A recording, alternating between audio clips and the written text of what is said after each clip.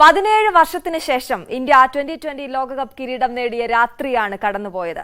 ബാർബഡോസിലെ Kensington ഓവലിൽ ദക്ഷിണാഫ്രിക്കയെ തകർത്തത് 7 വിക്കറ്റിനാണ്. ഇന്ത്യ അത്രയേറെ മോഹിച്ച കപ്പ് രോഹിത് ശർമ്മ ഉയർത്തിയപ്പോൾ ലക്ഷക്കണക്കിന് ആരാധകരുടെ മനസ്സും നിറഞ്ഞു. ബാറ്റിംഗിൽ വിരാട് കോഹ്ലിയും അക്സർ പട്ടേലും തിളങ്ങിയപ്പോൾ തകർപ്പൻ ബൌളിംഗുമായി പാണ്ഡ്യയും ബുംറയും തിളങ്ങി. എനിക്കൊപ്പം ഇന്ന് മോർണിംഗ് വൈബ്സിൽ സ്പോർട്സ് ഡെസ്കിൽ നിന്നും എൽദോ പോൾ പുതുശ്ശേരി കൂടി ചേരുന്നുണ്ട്. എൽദോ, വലിയ സന്തോഷമുള്ള ഒരു രാത്രിയാണ് കടന്നു പോകുന്നത്. പ്രത്യേകിച്ച് ഇന്ത്യ അത്രയേറെ ആഗ്രഹിച്ച ഒരു കപ്പ് അത് നമ്മളിലേക്ക് എത്തുമ്പോൾ എത്രത്തോളം ആവേശത്തിലായിരുന്നു. പ്രത്യേകിച്ച് ഇന്നലത്തെ കളിയുടെ കാര്യം പറയുമ്പോൾ അവസാന ബൗൾ വരെയും ഉദ്വേഗം നിറഞ്ഞ ഒരു കളിയായിരുന്നു. എന്തായിരുന്നു ആവേശം? കളി എങ്ങനെ കാണുന്നു? അശ്വതി, ഏറ്റവും സന്തോഷകരമായിട്ടുള്ള കാര്യം 17 വർഷത്തെ, നേരത്തെ അശ്വതി സൂചിപ്പിച്ചല്ലേ, 17 വർഷത്തെ കാത്തിരിപ്പിനൊടുവിൽ വീണ്ടും ഒരു 2020 ലോക കിരീടം ഇന്ത്യയിലേക്ക് എത്തി എന്നുള്ളതാണ്. അത് ബാർബഡോസിലാണ്, കെൻസിംഗ്ടൺ ഓവൽ സ്റ്റേഡിയത്തിൽ. അത്ര മനോഹരമായിട്ടുള്ള ഒരു ജയം ഇന്ത്യ സ്വന്തമാക്കിയപ്പോൾ ഒരു ഘട്ടത്തിൽ ഇന്ത്യ തോൽവി ഉറപ്പിച്ച ഒരു സമയമുണ്ട്. അതായത് ഏതാണ്ട് 30 പന്തിൽ 30 റൺസ് മാത്രം മതി ദക്ഷിണാഫ്രിക്കയ്ക്ക് എന്നുള്ള ഒരു സമയം. അതിൽ നിന്നാണ് ഇന്ത്യ ഈ 7 റൺസിന്റെ അത്യുഗ്രൻ ജയം പിടിച്ചെടുക്കുന്നത്. അത് ഇന്ത്യൻ ബോളർമാർക്ക് നൽകണം മുഴുവൻ ക്രെഡിറ്റ്. ഹർഷദീപ് സിംഗിനും പ്രത്യേകിച്ചും പേസർമാർക്ക്. ഈ സ്പിന്നർമാർ പൂർണ്ണമായും പരാജയപ്പെട്ട ഒരു ദിവസത്തിലാണ് ഹർഷദീപ് സിംഗും ജസ്പ്രീത് ബുംറയും ഹാർദിക് പാണ്ഡ്യയും ചേർന്ന് ആ ദക്ഷിണാഫ്രിക്കയുടെ കയ്യിൽ നിന്ന് ആ വിജയം ഇങ്ങനെ തട്ടിയെടുക്കുകയായിരുന്നു. ആ കിരീടം അത് ദക്ഷിണാഫ്രിക്കയിലേക്ക്, ജോഹനാസ്ബർഗിലേക്ക് പോകുമെന്ന് കരുതിയ സമയത്ത് നിന്നാണ് അത് വീണ്ടുമല്ല, ഈ കിരീടം നമുക്കുള്ളതാണ് എന്ന് ഉറപ്പിച്ച് ഒരിക്കലും ഈ ടീം ആ ഒരു കോൺഫിഡൻസ് നഷ്ടമാക്കിയില്ല എന്നതാണ്. ജയിക്കാൻ പറ്റുമെന്നുള്ള ഒരു ആത്മവിശ്വാസം അവർ തുടരെ പ്രകടമാക്കുന്നുണ്ടായിരുന്നു. അതാണ് ഏറ്റവും സന്തോഷകരമായിട്ടുള്ള കാര്യം. എന്താണെങ്കിലും അങ്ങനെ ലോക കിരീടം വീണ്ടും ഇന്ത്യയിലേക്ക് എത്തി എന്നുള്ളതാണ് ഏറ്റവും പ്രധാനപ്പെട്ട കാര്യം. ഇതിൽ എടുത്തു പറയേണ്ട 1-2 പ്രകടനങ്ങൾ, അതിൽ സൂര്യകുമാർ യാദവിന്റെ ആ ഡേവിഡ് മില്ലറുടെ ക്യാച്ച് വളരെ നിർണായകമായിട്ടുണ്ട്.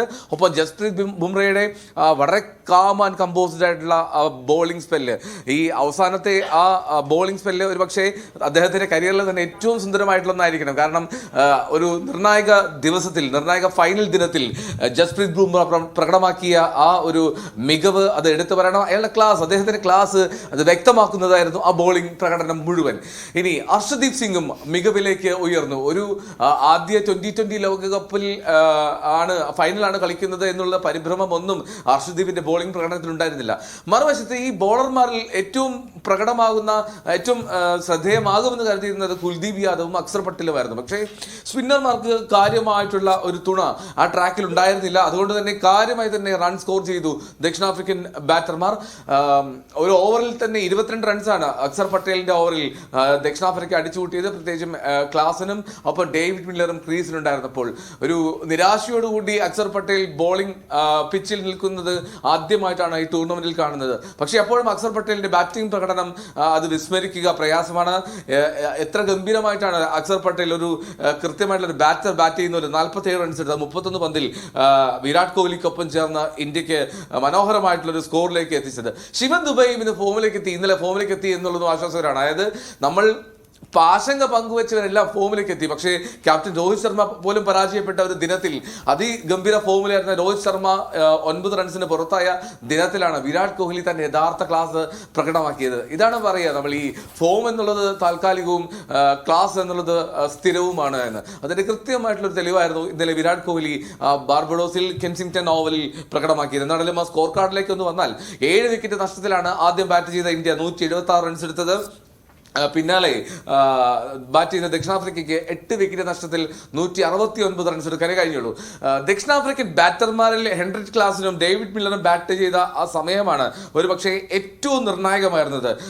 ഹെൻറിച്ച് ക്ലാസിൻ ഹാർദിക് പാണ്ഡ്യയുടെ ഒരു ഓഫ് സ്റ്റംപിന് വെളിയിലൂടെ പോയ പന്തിൽ എന്താ പറയുക, ഏങ്ങി വലിഞ്ഞ് ബാറ്റർ വിക്കറ്റ് കീപ്പർക്ക് ക്യാച്ച് നൽകി എന്നൊക്കെ പറയാം. അത് ഒരുപക്ഷെ ക്ലാസൻ വിസ്മരിക്കാൻ ആഗ്രഹിക്കുന്ന ഒരു ഷോട്ടായിരിക്കും സംസാരിക്കും. അതായത് ഒരിക്കലും അദ്ദേഹത്തിന്റെ കരിയറിൽ ഓർത്തു വെക്കില്ല. കാരണം ഒരു ടീമിനെ ലോകകപ്പിൽ നിന്നും അകറ്റി നിർത്തിയ ഒരു ഷോട്ട് എന്ന് വേണം പറയാൻ. അത്രമാത്രം അകന്നു പോയ ഒരു പന്തിലേക്ക് ബാറ്റ് വെച്ച് പിന്നെ ഹെൻറിച്ച് ക്ലാസിൻ ആ മത്സരം കൈവിടുകയായിരുന്നു. അങ്ങനെ മനോഹരമായിട്ടുള്ളൊരു ദിനം, മനോഹരമായിട്ടുള്ളൊരു ദിവസം ഇന്ത്യക്ക് സ്വന്തമായി. ക്രിക്കറ്റ് ലോകകപ്പിന്റെ നെറുകയിൽ ഒരിക്കൽ കൂടി ഇന്ത്യ എത്തി. അങ്ങനെ 83-നും 2007-നും 2011-നും ശേഷം മറ്റൊരു ലോക കിരീടം ക്രിക്കറ്റിലൂടെ ഇന്ത്യയിലേക്ക് എത്തുകയാണ്. അശ്വതി, ഞാൻ ഡോക്ടർ എൻ അജിത് കുമാർ നമ്മോടൊപ്പം ഇപ്പോൾ ചേരുന്നുണ്ട്. ഞാൻ ഡോക്ടർ അജിത് കുമാറിലേക്ക് പോകണം. ഡോക്ടർ അജിത് കുമാർ, ഈ വളരെ സന്തോഷം. നമ്മൾ ഇന്നലെ മത്സരത്തിനിടയിൽ ഞാൻ ഡോക്ടർ അജിത് കുമാർ എന്ന് വിളിച്ചിരുന്നു. അപ്പോൾ കൈവിട്ട് പോയല്ലോ എൽദോ എന്നാണ് എന്നോട് പറഞ്ഞത്. പിന്നീടാണ് മത്സരം തിരികെ എത്തിയത്. എന്തായിരുന്നു ആ ടേണിംഗ് പോയിന്റ്? തീർച്ചയായിട്ടും ടേണിംഗ് പോയിന്റ് ക്ലാസിന്റെ വിക്കറ്റ് തന്നെയാണ്, യാതൊരു സംശയമില്ല. ആ ക്ലാസിന്റെ ആ ഒരു വിക്കറ്റ് എന്നെ സംബന്ധിച്ചോളം അതൊരു ഗംഭീര വിക്കറ്റായി. കാരണം ഹാർദിക് പാണ്ഡ്യ തീർച്ചയായിട്ടും അദ്ദേഹത്തിന്റെ ആ മികവ് കാണിച്ചു കൊണ്ടുവന്നു അന്ന്. അതിലാണ് എനിക്ക് ഏറ്റവും സന്തോഷം. കാരണം ഹാർദിക് വളരെ കറക്റ്റ് ടൈമില് വന്ന് കൃത്യതയോടെ ബോൾ ചെയ്ത് ശരിക്ക് ക്ലാസിന്റെ ആ വീക്ക്നെസ് ആണ്. വീക്ക്നെസ് അതിനെ കുറിച്ച് എല്ലാവരും പറയാറുണ്ട്. ഔട്ട്സൈഡ് ഓഫ് സ്റ്റംപ് വല്ലാണ്ട് ഫ്ലാഷ് ചെയ്യുന്നു എന്ന് രജിസ്റ്റേഴ്സിൽ പറയുന്നുണ്ടായിരുന്നു. അങ്ങനെ തന്നെ ഔട്ട്സൈഡ് ഓഫ് സ്റ്റംപ് ഫ്ലാഷ് ചെയ്തു. ഋഷഭ് പന്ത് നല്ലൊരു ക്യാച്ച് കൊടുത്തു. അതായിരുന്നു ക്രിട്ടിക്കൽ. കാരണം അവർ രണ്ടുപേരെയും ബാറ്റ് ചെയ്യുന്ന സമയത്താണ് താങ്കളോട് മാത്രമേ പല സുഹൃത്തുക്കളോട് സംസാരിച്ചപ്പോൾ കയ്യിൽ നിന്ന് പോയല്ലോ, ഇത്രയും നല്ലൊരു ഓപ്പർച്യൂണിറ്റി നമുക്ക് കിട്ടിയത് പോയല്ലോ. ക്ലാസ് എന്നൊരു ക്ലാസ് ആക്ട്, അദ്ദേഹത്തിന്റെ ഒരു ക്ലാസ് ആക്ട് ആയിരുന്നു, സംശയിക്കണ്ട. പക്ഷെ ആ ക്ലാസ് ആക്ട് ഇന്നലെ വലിച്ചില്ല. അദ്ദേഹത്തെ പോലെ ഒരു പ്ലെയർ ഇത്രയും ഞാൻ ഒരു കാര്യം അദ്ദേഹത്തിന്റെ ബാറ്റിങ്ങിനെ പറ്റി നമുക്ക് ഇത്ര ഈസി ആയിട്ട് സിമ്പിൾ ആയിട്ട് ഹാർദിക് പാണ്ഡ്യ ഓഫ് സൈഡിലൂടെ ആ സിക്സർ അടിച്ചത് നമുക്കിത് കാണുമ്പോൾ തന്നെ അറിയാം. ബാറ്റ്സ്മാന്റെ ആ ഒരു ക്വാളിറ്റിയാണത്. അത്രയും ഒരു ഉയർന്ന തരത്തിലുള്ള ഒരു ബാറ്റ്സ്മാനെ നമുക്ക് അദ്ദേഹത്തിന്റെ വിക്കറ്റ് കിട്ടിയപ്പോഴാണ് ശരിക്കും ആശ്വാസം. അദ്ദേഹം ഔട്ടായപ്പോ തന്നെ ഒരു സാധ്യതയുണ്ട്. പക്ഷെ മില്ലർ ബാക്കിയുണ്ട്. മില്ലറിന്റെ വളരെ ജാൻസൺ ഔട്ടായി. അപ്പൊ ജാൻസൺ ഔട്ടായപ്പോഴേക്കും ബുംറയുടെ ഉഗ്രമാണ് ജാൻസൺ കൂടി ഔട്ടായപ്പോ ഒരു നമുക്ക് കൂടുതലോ. പക്ഷെ വീണ്ടും മില്ലർ എന്നൊരു വ്യക്തി ആ ഭാഗത്തുണ്ട്. അദ്ദേഹം എന്താണ് ചെയ്യാൻ പോണെന്ന് പറഞ്ഞുകൂടാ. പക്ഷെ മില്ലറിന്റെ ശരിക്കും പറഞ്ഞാൽ അത് സിക്സ് ആണെന്ന് ഞങ്ങൾ വിചാരിച്ചു. നമ്മൾ സിക്സർ ആയിക്കുന്ന കഴിയുമ്പോഴാണ് എവിടെ നിന്നോ നമ്മുടെ സ്കൈ വന്നിട്ട് സൂര്യകുമാറിന്റെ ആ ക്യാച്ച് അവർ പറയുന്നത് must be one of the finest catches held under such pressure in A world cup final. അതാണ് സൂര്യകുമാറിനെ പറ്റി ആ ക്യാച്ചിനെ പറ്റി പറഞ്ഞത്. ഇത്രയും ഗംഭീരമായിട്ടുള്ള ക്യാച്ച്. അത് എനിക്ക് ഏറ്റവും സന്തോഷമായത് ഇത്രയും ക്രിട്ടിക്കൽ മൊമെന്റിലും സൂര്യകുമാർ അദ്ദേഹത്തിന്റെ സന്തുലിത അവസ്ഥ മാറിയില്ല.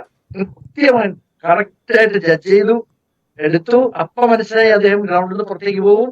ഉടനെ പുറത്തേക്ക് പോകുന്നു, തിരിച്ചു വന്ന് നല്ല ഗംഭീരമായിട്ട് ആ ക്യാച്ച് എടുക്കും. ശരിക്കും ഒരു ടീം എഫേർട്ടായിരുന്നു. നമ്മളിപ്പോ പറഞ്ഞത് സൂര്യകുമാറിന്റെ ബാറ്റിംഗ് ഫെയിലിയറായിരുന്നു, ശരിയാണ്. പക്ഷെ അത് അത് കഴിഞ്ഞ് ഗ്രവാഡയുടെ ക്യാച്ചും അത് നല്ല ഡിഫീൽഡ് ആയിരുന്നു. അതൊന്നുമായിരുന്നില്ല. ശരിക്ക് അദ്ദേഹം അതും എടുത്തു. അപ്പൊ എല്ലാ വിധത്തിലും കഴിഞ്ഞ മത്സരം കഴിഞ്ഞിട്ട് പലരും ചോദിച്ചപ്പോൾ ഞാൻ പറഞ്ഞത് ഇതുപോലൊരു ടീം എഫേർട്ട് എല്ലാ പ്ലെയേഴ്സും കോൺട്രിബ്യൂട്ട് ചെയ്തു. എല്ലാവരും. ജഡേജ ശരിയാണ്, അദ്ദേഹം ഒരു ഓവറിൽ 12 റൺ കൊടുത്തത്. പക്ഷെ അദ്ദേഹത്തിന്റെ ഫീൽഡിങ്ങോ എത്ര സേവ് ചെയ്ത്, എത്ര റൺസാണ് അദ്ദേഹം സേവ് ചെയ്തതില്ലേ ആ ഒരു കവർ പോയിന്റിൽ നിന്നുണ്ട്. കുൽദീപ് യാദവ് ബോളറുടെ നിലയിൽ ഫെയിലിയർ ചെയ്തു. പക്ഷെ ആ ഡികോക്കിന്റെ ക്യാച്ച് കൃത്യമായിട്ട് എടുത്തത് അത് അത്ര ഈസി ക്യാച്ചസ് അല്ല അത്. കാരണം ഡികോക്കൊക്കെ പറഞ്ഞാൽ ശരിക്കും നന്നായിട്ട് പ്രഹരിക്കുന്ന ഒരു ബാറ്റ്സ്മാൻ ആണ്.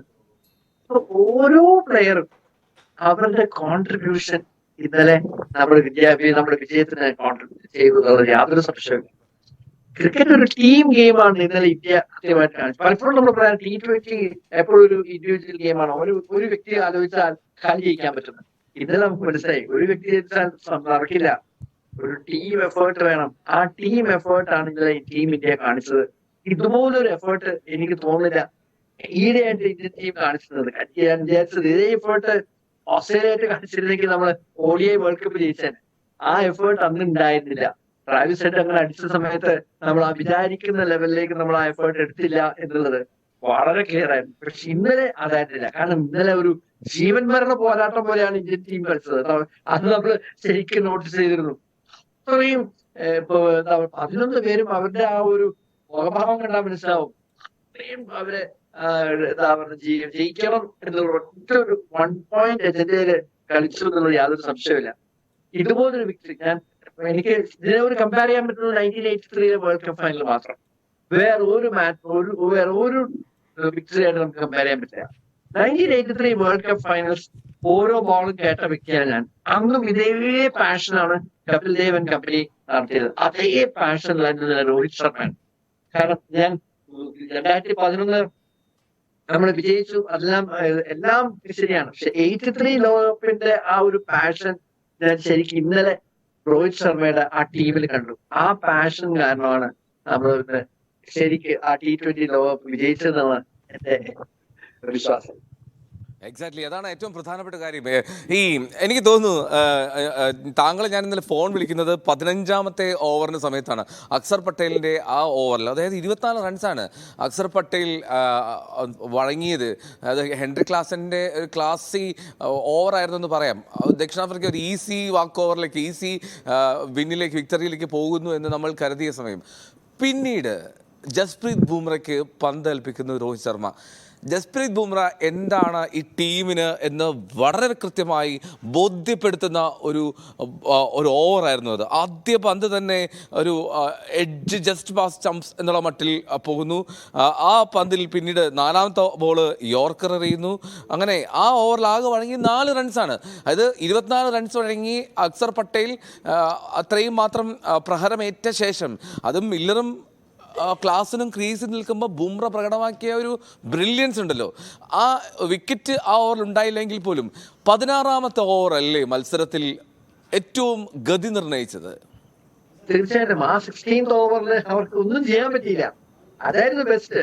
ആ ബോളിങ്ങിന്റെ ബ്രില്യൻസിനെക്കാളും ഇത്രയും ഫോമിലുള്ള ബാറ്റ്സ്മാൻ അവരുടെ ക്ലാസ് വെറുതെ ഇങ്ങോട്ട് ബ്ലോക്ക് ചെയ്തു. കാരണം അദ്ദേഹത്തിന് സ്കോർ ചെയ്യാൻ പറ്റില്ല. അതാണ് അവസാനം അവർ വിചാരിച്ചൊരു സിംഗിൾസ് മതി. സൗത്ത് ആഫ്രിക്കൻസും ആ കാര്യത്തില് മിടുക്ക് കാണിച്ചു കേട്ടോ. കാരണം രണ്ടുപേരും ബൗണ്ടറി 6 അടിച്ചിരിക്കുന്ന ആ മൂഡില് ആ ബുംറയുടെ ആ ഓവർ വന്നപ്പം അവർ ബ്ലോക്ക് ചെയ്യാൻ തുടങ്ങി. അത് നമ്മൾ നോട്ടീസ് ചെയ്തോ കൃത്യമായിട്ട്. അപ്പൊ അവർക്ക് മനസ്സിലായില്ല, ഒരു 4 സിംഗിൾസ് എടുത്ത് അവസാനിപ്പിച്ചു. പക്ഷെ അത് കാണിക്കുന്നത് ആ ഒരു ഓവർ പെട്ടെന്ന് റൺ റേറ്റിന്റെ റിക്വയർമെന്റ് കൂടി. കാരണം ഓരോ ഓവർ കഴിയുമ്പോൾ നമ്മൾ 9-10 ആയിട്ട് ഇങ്ങനെ പോയിക്കൊണ്ടിരിക്കുകയായിരുന്നു. 9 റൺ എപ്പോഴും അവർക്ക് ആവറേജിന് വേണ്ടി വന്നിരുന്നു. അത് പെട്ടെന്ന് 10ലേക്ക് പോയി. അതായിരിക്കാം പാണ്ഡ്യയുടെ ബോളിംഗ് വന്നപ്പോൾ ക്ലാസിന് ഈ 10 per ഓവറാണ്.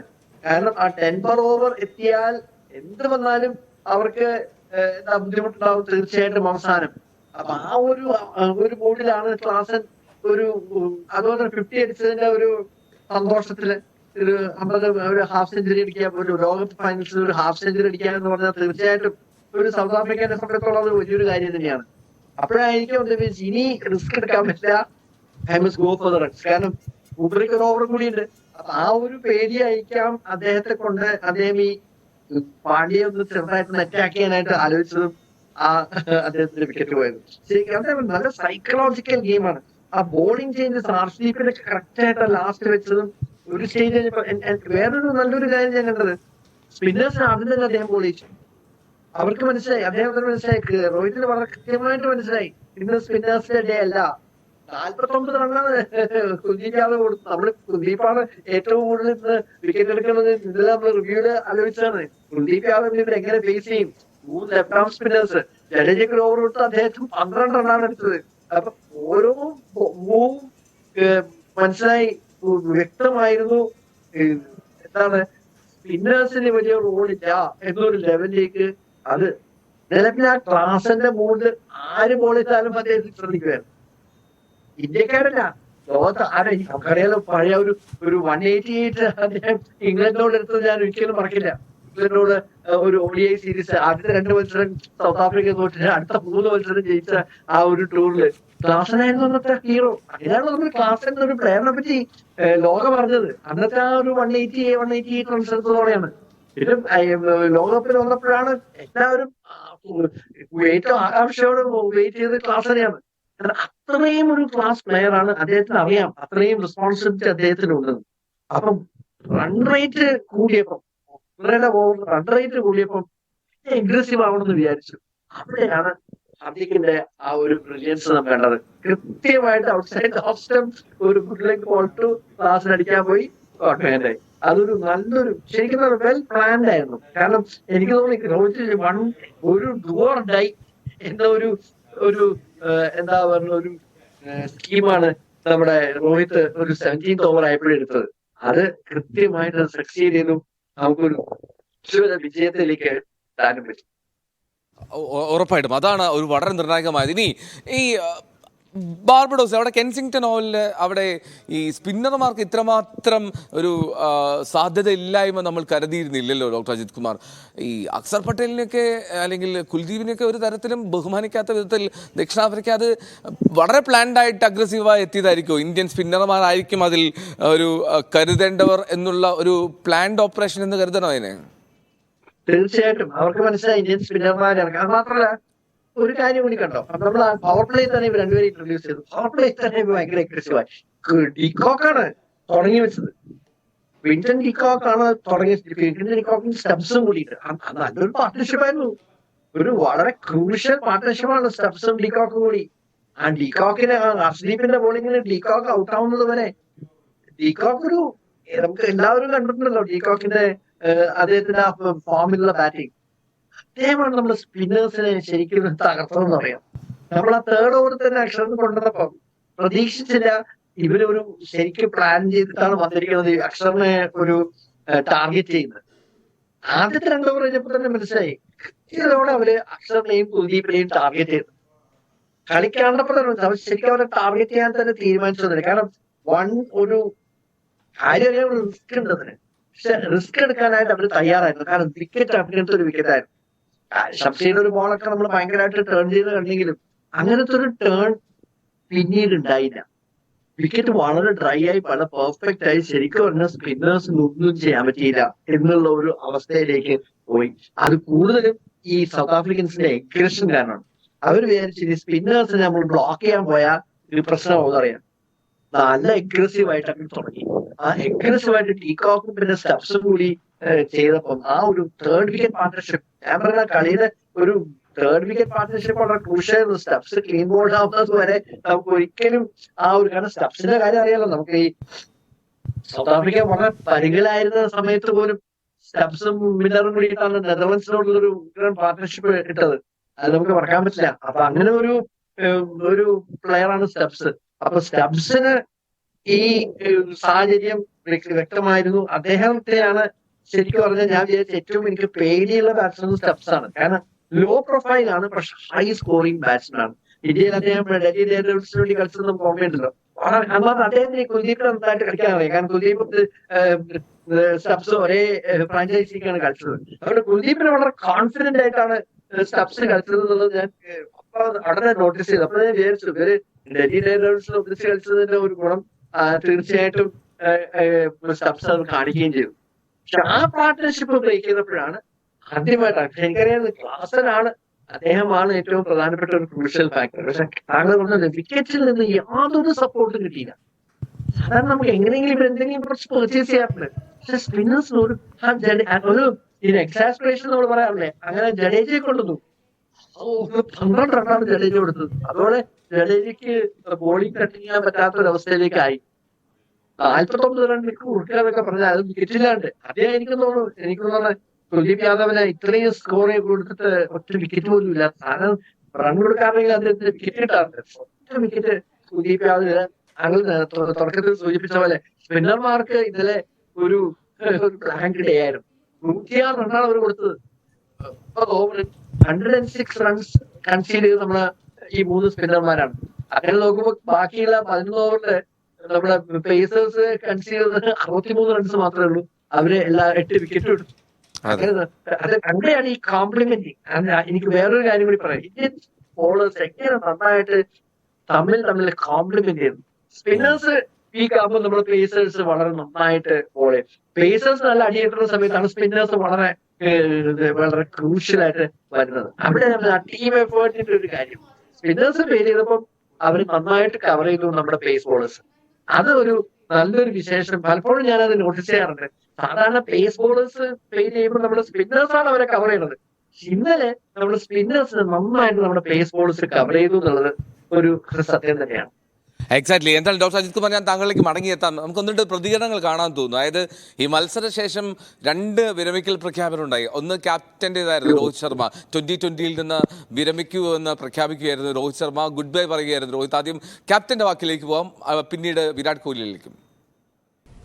I've enjoyed since the time I started playing this format, and nothing better time to say goodbye to this format. I've loved every moment of this. I started my India career playing this format, and this is what I wanted. I wanted to win the cup and say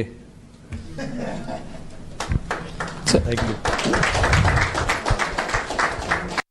This was my last T20 World Cup, and this is exactly what we wanted to achieve. This is an amazing game. I was telling Rohit today when we went out to bat, I was like, one day you feel like you can't get a run, and then you come out and then things happen. God is great. Okay, ഇനി അഭിനന്ദനവും അത് ഒരുപാട് എത്തി. ഞാനത് doctor Ajith Kumar, ഈ വിരാട് കോഹ്ലിയും രോഹിത് ശർമ്മയും ഇപ്പോൾ ഒരു 2020 വിരമിക്കൽ പ്രഖ്യാപിക്കേണ്ട സാഹചര്യമുണ്ട്. പ്രത്യേകിച്ചും കോഹ്ലി. രോഹിത് ശർമ്മ 2007 ലോകകപ്പ് മുതൽ ഉണ്ടെന്ന് അറിയാം. എങ്കിൽ പോലും വിരാട് കോഹ്ലിക്ക് ഇനിയും എത്രയോ ലോകകപ്പുകൾ 2020-ൽ ബാക്കി ഉണ്ടായിരുന്നില്ലേ? ലോകത്തെ ഏറ്റവും മികച്ച ബാറ്റർ. അദ്ദേഹത്തിൻ്റെ ഒരു ഉചിതമായിട്ടുള്ള സമയം ഇതാണ് എന്ന് പറയുമ്പോൾ അതിനും അപ്പുറത്തേക്ക് അദ്ദേഹം ആഗ്രഹിക്കുന്നത് എന്തായിരിക്കും? ഈ നിശ്ചിത ഓവറിൽ ഏകദിനത്തിലും ടെസ്റ്റിലും മാത്രം മതി എന്നുള്ളതായിരിക്കും ആഗ്രഹം. തീർച്ചയായിട്ടും അതും തന്നെയാണ് ആഗ്രഹം. രണ്ടുപേരും ഈ ഏകദിനത്തിലും ടെസ്റ്റിലും കോൺസെൻട്രേറ്റ് ചെയ്യാൻ പോകാം. T20 എന്ന് പറഞ്ഞാൽ നല്ല സ്ട്രെയിനാണ്, പ്രഷറും കൂടുതലാണ് എല്ലാ വിധത്തിലും. ഇപ്പം വിരാട് കോഹ്ലിക്ക് 35 years ആയി, രോഹിത് ശർമ്മയ്ക്ക് 37 ആയി. രണ്ടുപേരും ആക്ച്വലി വിരമിക്കുന്ന ടൈമാണ്. പക്ഷെ T20 അവര് ഇന്നലെ വിരാട് കോഹ്ലി അവര് രണ്ടുപേരും നമ്മളെ ഹൈ ആണ് റിട്ടയർ ചെയ്യുന്നത്. ഇപ്പൊ നമ്മളെല്ലാം വൈ എന്ന് ചോദിക്കുന്നത്. നമ്മളെപ്പോഴും പറയാറുണ്ട്, one person should retire when people say why and not when. രണ്ടുപേരും വൈ എന്നുള്ള ചോദ്യങ്ങളാണ്. എന്തിനാണ് വിരാട് കോഹ്ലി റിട്ടയർ ചെയ്തത്? എന്തിനാണ് രോഹിത് ശർമ്മ റിട്ടയർ? ഇത്രയും നല്ല പെർഫോമൻസ് ഇട്ട രോഹിത് ശർമ്മ, അവിടുത്തെ ഇന്ത്യയുടെ ഹയസ്റ്റ് സ്കോറർ രോഹിത് ശർമ്മയാണ്. കാര്യം ലാസ്റ്റ് മാച്ച് ട്രെയിനിങ്ങിലും 257 റൺ എടുത്തു ഈ ലോകകപ്പില്. അപ്പൊ ഇത്രയും ഹൈ സ്കോർ ചെയ്യുന്ന രോഹിത് ശർമ്മ എന്തുകൊണ്ട് റിട്ടയർ ചെയ്തു?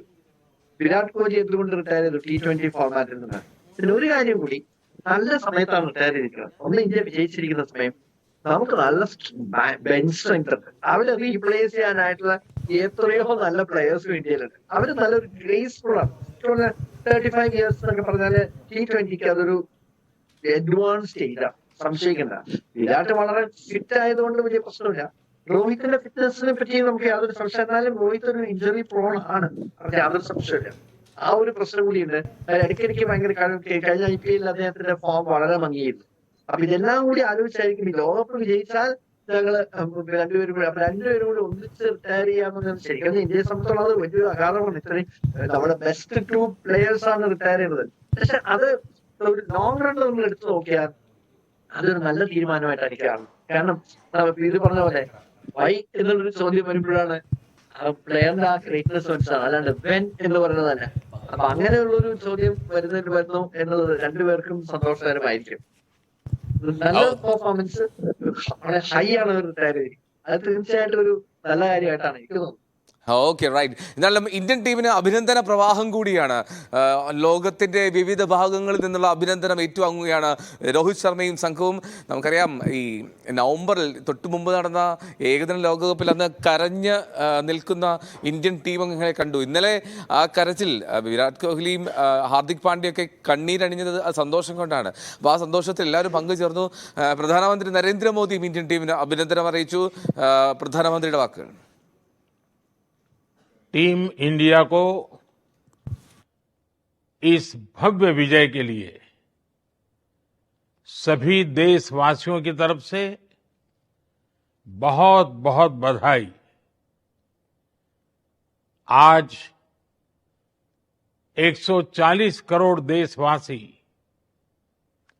आपके इस शानदार प्रदर्शन के लिए गर्व अनुभव कर रहे हैं। खेल के मैदान में आपने वर्ल्ड कप जीता, लेकिन हिंदुस्तान के हर गांव, गली, मोहल्ले में आपने कोटि कोटि देशवासियों का दिल जीत लिया। और ये टूर्नामेंट एक विशेष कारण से भी याद रखी जाएगी। इतने सारे देश, इतनी सारी टीमें और एक भी मैच हारना नहीं, ये छोटी उपलब्धि नहीं है। आपने क्रिकेट जगत के हर महारथी, उनके हर बॉल को खेला और आपने शानदार विजय प्राप्त करते रहे। एक के बाद एक विजय की इस परंपरा ने आपके हौसले को तो बुलंद कर दिया, लेकिन इस पूरी टूर्नामेंट को भी रसप्रद बना दिया, रोचक बना दिया। आपने शानदार विजय प्राप्त की है। मेरी तरफ से मैं आपको बहुत बहुत बधाई देता हूं, बहुत बहुत शुभकामनाएं देता हूं। ഇന്ത്യ രാജ്യമൊന്നാകെ ആനന്ദിക്കുകയാണ്, അഭിനന്ദിക്കുകയാണ് ഈ ടീം അംഗങ്ങളെ. എന്താണെങ്കിലും ആ നേട്ടം അത് വലുത് തന്നെയാണ്. ഡോക്ടർ അജിത് കുമാർ, ഇന്നലെ ജസ്പ്രീത് ബുംറയ്ക്കാണ് പ്ലെയർ ഓഫ് ദ സീരീസ് പുരസ്കാരം നൽകിയത്. ഈ Jasprit Bumrah player of the series ആകുമ്പോൾ ഒരുപക്ഷെ അതിലുമേറെ വിക്കറ്റ് നേട്ടങ്ങളിലുമൊക്കെ മുൻപന്തിയിൽ നിൽക്കുന്ന, റൺ നേട്ടയിൽ മുൻപന്തിയിൽ നിൽക്കുന്ന ആളുകളുണ്ട്, പക്ഷേ താരങ്ങളുണ്ട്. അപ്പോഴും ബുംറ എന്നുള്ള ആ പേര് പൂർണ്ണമായും പ്ലെയർ ഓഫ് ദ സീരീസ് എന്നുള്ള ആ പുരസ്കാരത്തിന് നീതീകരിക്കുന്ന നാമമാണ് എന്ന് തോന്നിപ്പോയി. അദ്ദേഹത്തിൻ്റെ ഒരു സാന്നിധ്യം ഒരുപക്ഷെ ഇന്ത്യയിൽ ജന്മമെടുത്ത ഏറ്റവും മികച്ച പേസ് ബോളർ എന്നുള്ള ഒരു ഇതിഹാസ പേസ് ബോളർ എന്നൊക്കെ എന്നും വിശേഷിപ്പിക്കപ്പെടേണ്ട ഒരു പേരിലേക്ക് ജസ്പ്രീത് വളർന്നില്ലേ? തീർച്ചയായിട്ടും one of the best bowlers India has ever produce. നമ്മളൊരു ശരിക്കും അദ്ദേഹത്തെ നമുക്ക് നമ്മുടെ കപിൽ ദേവിന്റെ ആ ലെവലിലേക്ക് നമുക്ക് കൊണ്ടുപോകാം. കാരണം നമ്മളെപ്പോഴും ഇന്ത്യയുടെ ഏറ്റവും ബെസ്റ്റ് ബോളർ ആരാന്ന് പറയുമ്പോൾ അപ്പൊ തന്നെ നമ്മുടെ മനസ്സിൽ ആദ്യം വരുന്ന പേര് കപിൽ ദേവാണ്. ഫാസ്റ്റ് ബോളർ കപിൽ ദേവ് കഴിഞ്ഞിട്ടേ ഉള്ളൂ ബാക്കിയുള്ളവർ. പക്ഷെ ഇത് ബുംറ അതും ഏറ്റവും അത്യാവശ്യം നല്ല. അപ്പൊ താങ്കൾ വളരെ നന്നായിട്ട് ആ 16th ഓവറിന്റെ കാര്യം പറഞ്ഞപ്പോഴാണ് എനിക്ക് സ്ട്രൈക്ക് ചെയ്തത്.